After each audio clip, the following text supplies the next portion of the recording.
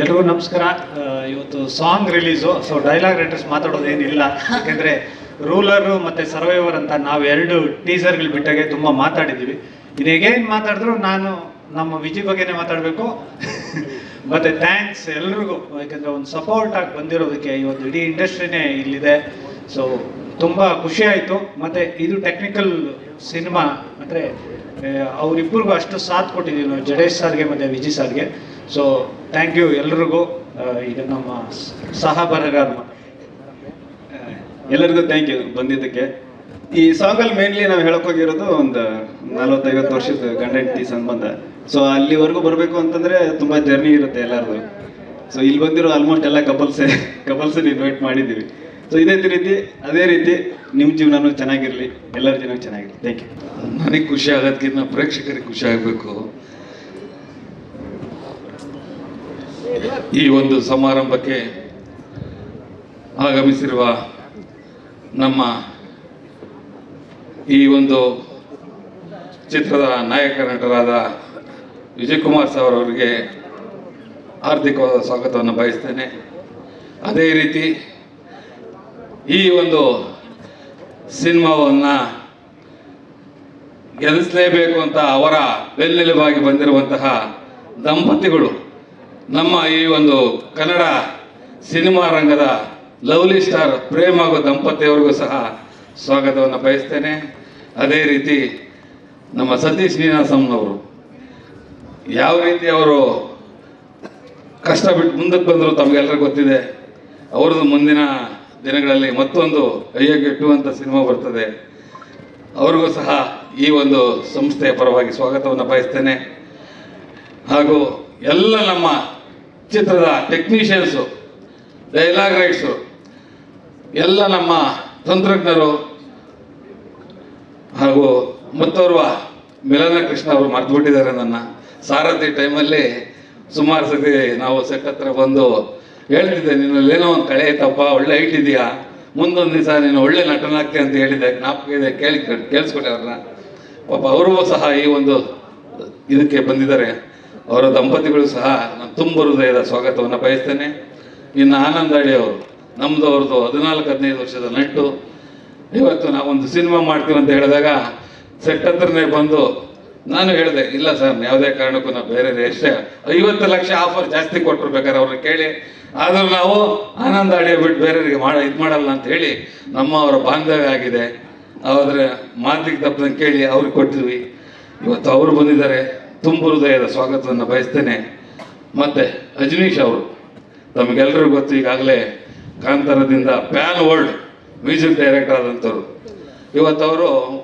ಇವತ್ತು ನಿಮ್ಗೆಲ್ಲರೂ ಗೊತ್ತಿರಬೇಕು, ನೋಡಿದರೆ ಏನೋ ಗೊತ್ತಿಲ್ಲ, 4 ಗಂಟೆ ಅವರು ಲೇಟಾಗಿ ಕೊಟ್ಟರೆ ಲೇಟೆಸ್ಟಾಗಿ ಕೊಡ್ತಾರೆ. ಭಾರಿ ಏಕೆಂದರೆ ಬ್ಯುಸಿ ಮ್ಯಾನ್ ಅವರು. ಇವತ್ತು ಸುಮಾರು ಚಿತ್ರಗಳನ್ನ ಕೈಯಲ್ಲಿ ಇಟ್ಕೊಂಡಿದ್ದಾರೆ. ರಾತ್ರಿ 4 ಗಂಟೆಗೆ ಹೋಗಿ ನಮ್ಮ ಡೈರೆಕ್ಟರ್ ನಿದ್ದೆ ಮಾಡಿಲ್ಲ.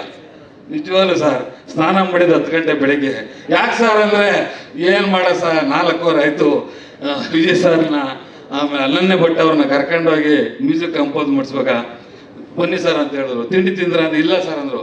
ಬರ್ಗರ್ ತರಿಸ್ಬಿಟ್ಟು ಅವಾಗ ಬ್ರೆಡ್ ನನಗೂ ಕೊಟ್ಟರು, ಅವರು ತಿಂದರು. ಆ ಥರ ನಮ್ಮ ಮ್ಯೂಸಿಕ್ ರಜನೀಶ್ ಸರ್ ಅವರು ನಮಗೆ ಸಿಕ್ಕಿದ್ದು ನಮ್ಮ ಪುಣ್ಯ.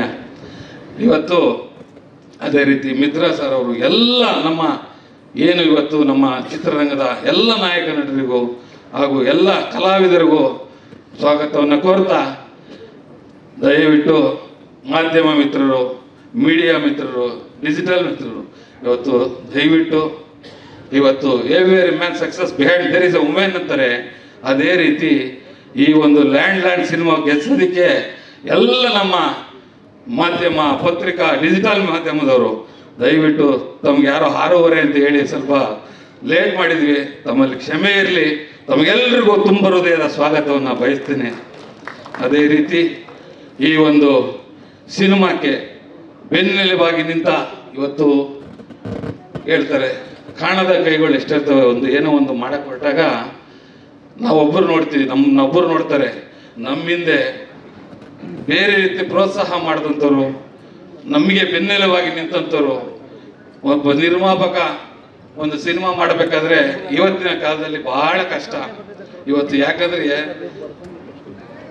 ನಮ್ಮ ಮೀಡಿಯಾದವರು ಆಗಲಿ ಯಾರೇ ಆಗಿರಲಿ, ನಿರ್ಮಾಪಕ ಬಂಡವಾಳ ಹಾಕಿರ್ತಾನೆ. ಒಬ್ಬ ನಿರ್ಮಾಪಕ ಬಂಡವಾಳ ಆದರೆ ಒಬ್ಬ ಹೀರೋ ಬೆಳೀತಾರೆ. ಒಬ್ಬ ನಿರ್ಮಾಪಕ ಬಂಡವಾಳ ಹಾಕಿದ್ರೆ ಒಬ್ಬ ಅವರ ಶಕ್ತಿ ತೋರಿಸ್ಕೋಬೇಕಾದ್ರೆ ಒಬ್ಬ ನಿರ್ದೇಶಕ, ಅದೇ ರೀತಿ ಎಲ್ಲರೂ ಅಷ್ಟೇ. ಒಂದು ಅವಕಾಶ ಸಿಗ್ಬೇಕಾದ್ರೆ ಒಬ್ಬ ನಿರ್ಮಾಪಕ ಬೇಕೇ ಬೇಕು. ಆದರೆ ನಮಗೇನಾಗಿದೆ ಅಂದ್ರೆ ಇಲ್ಲಿ ನಿರ್ಮಾಪಕ ಅಂದರೆ TRP ಕಡಿಮೆ ಆಗ್ಬೋದೇನೋ ಗೊತ್ತಿಲ್ಲ, ಆದರೆ ನಮ್ಮನ್ನು ಯಾರು ಮಾತಾಡ್ಸಲ್ಲ.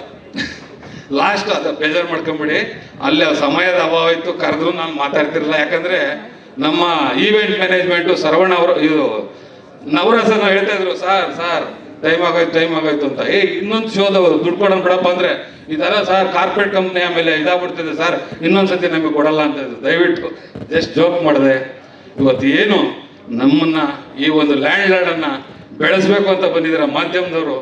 ನಿಜವಾಗ್ಲೂ ನಾನು ಇವತ್ತು ತುಂಬ ಹೃದಯದ ತಮಗೆಲ್ಲರಿಗೂ ಮತ್ತೊಮ್ಮೆ ಸ್ವಾಗತವನ್ನು ಬಯಸ್ತಾ, ಇವತ್ತು ಇಡೀ ಏನು ನಮ್ಮ ಚಿತ್ರತಂಡಕ್ಕೆ ಇವತ್ತು ಈ ಒಂದು ಆಡಿಯೋ ರಿಲೀಸ್ ಬಂದಂಥ ಎಲ್ಲರಿಗೂ ಸಹ ಮತ್ತೊಮ್ಮೆ ನಾನು ಸ್ವಾಗತವನ್ನು ಕೋರ್ತಾ, ಈ ಒಂದು ಸಂದರ್ಭದಲ್ಲಿ ಈ ಒಂದು ಸಿನಿಮಾ ಆಗಕ್ಕೆ ಕಾರಣ ಯಾಕಂದ್ರೆ 14 ವರ್ಷಗಳ ಹಿಂದೆ ನಾನು ಸಾರಥಿ ಮಾಡಿದ್ದು.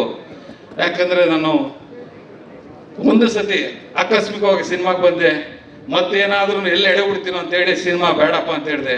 ಆ ಒಂದು ಸಂದರ್ಭದಲ್ಲಿ ಜಡೇಶ್ ಅವರು ನಮ್ಮ ಮನೆಗೆ ಬಂದು ಕತೆ ಹೇಳಿದಂಥ ಸಂದರ್ಭದಲ್ಲಿ ನಿಜವಾಗ್ಲೂ ಹೇಳ್ತೀನಿ, ನಾವು ಪ್ರಿಪೇರ್ ಆಗಿರಲಿಲ್ಲ.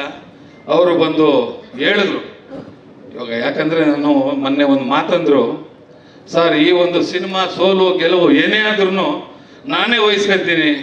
ಕಾರಣ ಏನಂದರೆ ನಿರ್ಮಾಪಕರು ನೀವೇನು ಮಾಡ್ತೀರಾ ಅಂತ ಕೇಳಿಲ್ಲ, ನಾನು ಏನು ಕೇಳ್ತೀನಿ ಎಲ್ಲ ಕೊಟ್ಟರು ಅಂತ ಹೇಳಿದ್ರು. ಆದರೆ ಅದಕ್ಕಿಂತ ಮುಂಚೆ ಒಂದು ಮಾತಾಡೋಕ್ಕೆ ಇಷ್ಟಪಡ್ತೀನಿ. ಈ ಒಂದು ಸಿನಿಮಾ ಶುರು ಮಾಡಬೇಕಾದ್ರೆ ನನ್ನ ಒಬ್ಬ ಮಿತ್ರ ನನ್ನ ಹತ್ರ ನಿಜವಾಗ್ಲೂ ನಾನು ರೆಡಿನೂ ಆಗಿರಲ್ಲ ಏನೂ ಇರಲ್ಲ.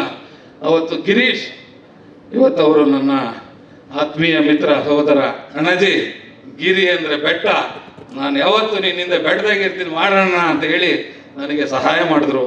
ಇವತ್ತು ಅವರು ನೆನ್ಸ್ಕಂತ ಮೂರ್ತಿ ಅಂತ, ಆನಂದ್ ಅಂತ, ಅರವಿಂದ್ ಅಪ್ಪಾಜಿ ಅವರಂತ ಸುಮಾರು ಬೇಕು. ನಮ್ಮ ಅಶೋಕ್ ಅಣ್ಣವರು ದಯವಿಟ್ಟು ಅವ್ರು ಮುಂದಕ್ಕೆ ಬರಲ್ಲ, ತಮ್ಗೆಲ್ಲರಿಗೂ ಗೊತ್ತು. ಅಶೋಕ್ ಹೆಗ್ಡೆ ಅವರು ಯಾವುದೇ ಕಾರಣಕ್ಕೂ ಈ ಸಿನಿಮಾಕ್ಕೆ ನೀನು ಫೈನಾನ್ಸ್ ತಗೊಂಡ್ರೆ ಸಾರಥಿ ಥರ ತೊಂದರೆ ಆಗ್ಬೋದು, ಬೇಡ ಅಂತ ಹೇಳಿ ನನ್ನ ಬೆನ್ನೆಲುಬಾಗಿ ನಿಜವಾಗ್ಲೂ ಸಿನಿಮಾ ಮಾಡ್ಬೇಕಾದ್ರೆ ಎಷ್ಟು ಕಷ್ಟ ಆಗುತ್ತೆ ಅಂತ ನಮ್ಗೆ ಗೊತ್ತಿರುತ್ತೆ. ಈ ಒಂದು ಫೈನಾನ್ಸ್ ಸ್ಟೇಜ್ ಕಾಲದಲ್ಲಿ ಕೊನೆಯವರೆಗೂ ನಾವು ಸಾಲ ತಗೊಂಬಾರ್ದು, ಹಾಗೆ ಸಿನಿಮಾ ಮಾಡಬೇಕು ಅಂತೇಳಿ ಅಶೋಕ್ ಅಣ್ಣ, ಶರತ್ ಅಣ್ಣ ಅವ್ರು ಹಿಂದೆ ಕುಂತಿದ್ದಾರೆ.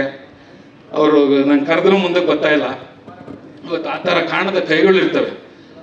ಆದರೆ ಅದೇ ರೀತಿ ನಮ್ಮ ಸುಪ್ರೀತ್ ಅವರು, ನಾನು ಹೇಳಿದೆ ಸರ್ ಏನಾದ್ರೂ, ನಾನು ಫಸ್ಟ್ ಹೋಗಿ ಕೇಳಿದಾಗ ಫೈನಾನ್ಸ್ ರಿಜೆಕ್ಟ್ ಆಗಿತ್ತು. 2ನೇ ಸತಿ ಅವರೇನೆ ಎಲ್ಲ ಒಂದು ಕಡೆ ಹೇಳಿದಾಗ ಏನು ಸರ್ ಏನೋ ಬೇಕಿದೆಯಾ ಅಂತ, ಇಲ್ಲ ಸರ್ ನಾನು ಸಾಲ ತಗೊಂಡ್ರೆ ಏನಾಗುತ್ತೆ, ಡಿಸ್ಟ್ರಿಬ್ಯೂಷನ್ ಕೊಡಬೇಕಾಗುತ್ತೆ, ಇನ್ನೊಂದು ಕೊಡಬೇಕಾಗುತ್ತೆ, ದಯವಿಟ್ಟು ನಮ್ಮ ಹೀರೋ ಸಾಹೇಬ್ರದ್ದು ಭೀಮಾ ಪಿಕ್ಚರು ಇನ್ನು 1 ತಿಂಗಳು 1.5 ತಿಂಗಳ ರಿಲೀಸ್ ಸ್ಟೇಜಲ್ಲಿತ್ತು.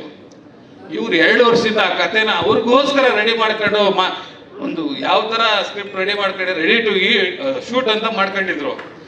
ಆಮೇಲೆ ಇವತ್ತೇನಾದರೂ ನಾಳೆ ಭೀಮದ ನನಗೆ ರಾಶಿ ಗೊತ್ತು, ಆದರೆ ಸರ್ ಇನ್ನೊಂದು ವಾರದಲ್ಲಿ ಶೂಟಿಂಗ್ ಹೋಗಿಲ್ಲ ಅಂದರೆ ಹೀರೋ ಸರ್ ಅವರು ಬೇರೆ ಇವರು ಪ್ರೊಡ್ಯೂಸರ್ನ ಒಪ್ಕೊಂಡ್ಬಿಡ್ತಾರೆ ಸರ್ ಹಾಗೆ ಅಂದರು. ನಾನು ಹೇಳಿದೆ ಆ ಥರ ಇದ್ರೆ ಏನು ಮಾಡೋಕ್ಕಾಗಲ್ಲ, ಸ್ವಲ್ಪ ಯೋಚನೆ ಮಾಡೋಣ ಅಂತ ಹೇಳಿದೆ. ಆಮೇಲೆ ಏನು ಸರ್ ನೀವು ನಿಮ್ಮ ಮಗನಿಗೆ ಸಿನಿಮಾ ಮಾಡ್ತೀನಿ ಅಂತ ಹೇಳಿದ್ರಿ, ನಾನು ನಿನ್ನ ಮಗ ಅಂತ ತಿಳ್ಕೊಳ್ಳಿ ಸರ್, ಮಾಡಿ ಸರ್. ಆಮೇಲೆ ಒಂದಾರ ಬಿಟ್ಕೊಂಡು ಎಷ್ಟು ಬುದ್ಧಿವಂತ ಅಂದರೆ ದೇವರಣ್ಣೆ ಸುಳ್ಳಲ್ಲ. ಆತನ ಕ್ಯಾಲ್ಕುಲೇಷನ್ ಇವತ್ತು ಆ ಒಂದು ಶ್ರಮ ನಮ್ಮ ಸ್ವಾಮಿ ಗೌಡಂದು, ಜಡೇಶ್ ಅವ್ರದ್ದು, ಇಡೀ ತಂಡದ್ದು ಸರ್. ರಾತ್ರಿ 2 ಗಂಟೆವರೆಗೂ ಶೂಟಿಂಗ್ ಮಾಡಿದ್ರೆ ತಿರುಗಿ ಬೆಳಿಗ್ಗೆ 6 ಗಂಟೆಗೆ ಕಾಲ್ ಶೀಟು. ಅಲ್ಲಿ ಬಿಲಿವ್ 90 ದಿವಸ ಶೂಟ್ ನಡೆದಿದೆ, 60 ದಿವಸ ಡೇ ಅಂಡ್ ನೈಟ್ ಶೂಟಿಂಗ್ ನಡೆದಿದೆ ಸರ್. ಇದು ಬೆಳಿಗ್ಗೆ 6ರಿಂದ ರಾತ್ರಿ 2 ಗಂಟೆವರೆಗೂ ನಮ್ಮ ಹೀರೋ ಸರ್ ಸ್ಪಂದಿಸ್ತಿದ್ದಂಥ ರೀತಿ ಎಲ್ಲರೂ ಹೇಳ್ತಾ ಇದ್ರು. ರಚಿತಾ ಮೇಡಮ್ ಅವರು ಬರ್ಬೇಕಾದ್ರೆ ನಿಜವಾಗ್ಲೂ ಮೇಡಮ್ ಇವತ್ತು 8:15 ಬರ್ತಾ ಇದ್ರು. ಅವ್ರಿಗೂ ನಾನು ಸಹ ಈ ಸಮಯದಲ್ಲಿ ಋಣಿಯಾಗಿರ್ತೀನಿ. ಯಾಕಂದ್ರೆ ಆತನಿಗೆ ಗೊತ್ತಿತ್ತು ಈ ಒಂದು ಸಿನಿಮಾ ನಾನು ಗೆಲ್ಸಿದ್ರೆ ನಿರ್ಮಾಪಕ ಉಳಿತಾನೆ, ನನ್ನ ಹೆಸರು ಎಲ್ಲ ಹೋಗುತ್ತೆ. ಒಬ್ಬ ಇಡೀ ಒಂದು ಚಿತ್ರತಂಡ ಯಾವ ರೀತಿ ಕೆಲಸ ಮಾಡ್ತಿದ್ರು ಇದನ್ನ ನಾನು ಈ ಸಂದರ್ಭದಲ್ಲಿ ನಾನು ನೆಕ್ಸ್ಟ್ ಸಮಯ ಸಿಕ್ಕಲ್ಲ, ನಾನು ಮಾತಾಡಕ್ಕೆ ಹೋಗಲ್ಲ, ಪ್ರೊಡ್ಯೂಸರ್ ಮಾತಾಡ್ತಾರೆ. ಇವತ್ತು ಈ ಒಂದು ಸಿನಿಮಾ ನಾನು ಮಾಡಬೇಕಾದ್ರೆ ಪ್ರೊಡ್ಯೂಸರಾಗಿ ಮಾಡಿಲ್ಲ, ಮ್ಯಾನೇಜರಾಗಿ ಮಾಡಿದ್ದೀನಿ. ಇವತ್ತು ಆ ಒಂದು ವರ್ಕ್ಸ್ಮ್ಯಾನ್ಶಿಪ್ಪು ಅವ್ರದ್ದು ಏನು ಅಂತ. ಅದೇ ರೀತಿ ನಮ್ಮ ಫೈಟ್ ಮಾಸ್ಟರ್ ಹೇಳ್ತಾರೆ ಆಂಧ್ರದಲ್ಲಿ 2-3 ಸ್ಪೀಚಲ್ಲಿ, ವಾಟ್ ಏ ಸರ್ ಪರ್ಫಾರ್ಮೆನ್ಸ್ ಯುವರ್ ಹೀರೋ, ಎಂತ ಒಂದು ಡೂಪ್ ಹಾಕ್ಸಿಲ್ಲ, ಏನೂ ಹಾಕ್ಸಿಲ್ಲ ಮನುಷ್ಯ, ಇಲ್ಲ ಸರ್ ನಾನೇ ಮಾಡ್ತೀನಿ, ಒಂದು ಸತಿ ಅಲ್ದ್ರೆ 2 ಸತಿ ಆಗಲಿ ಅಂತ ಹೇಳಿ ಮಾಡೋದಂತ ಹಲವಾರು ಇದರಲ್ಲಿ ಹೇಳಿದ್ದಾರೆ. ಇನ್ನು ನಾನು ಜಾಸ್ತಿ ಹೇಳಕ್ ಹೋಗಲ್ಲ, ದಯವಿಟ್ಟು ಏನಾದರೂ ಲೇಟ್ ಆಗಿತ್ತು ಕ್ಷಮಿಸಿ. ಸ್ವಾದಿಷ್ಟತೆಯ ಸ್ವಾದ, ತಾಜಾತನದ ಆಹ್ಲಾದ, ಉತ್ತಮ ಆರೋಗ್ಯ ಮತ್ತು ಹೆಚ್ಚಿನ ರೋಗ ನಿರೋಧಕ ಶಕ್ತಿಯ ವೃದ್ಧಿಗೆ ಈಗ ನಿಮಗೆ ಸಿಗುತ್ತಿದೆ ಉತ್ತಮ ಗುಣಮಟ್ಟದ ಪೌಷ್ಟಿಕಾಂಶ. Shri Vaidik millet health mix, ಇದು ಸಿರಿಧಾನ್ಯಗಳ ಸಂಪತ್ತು.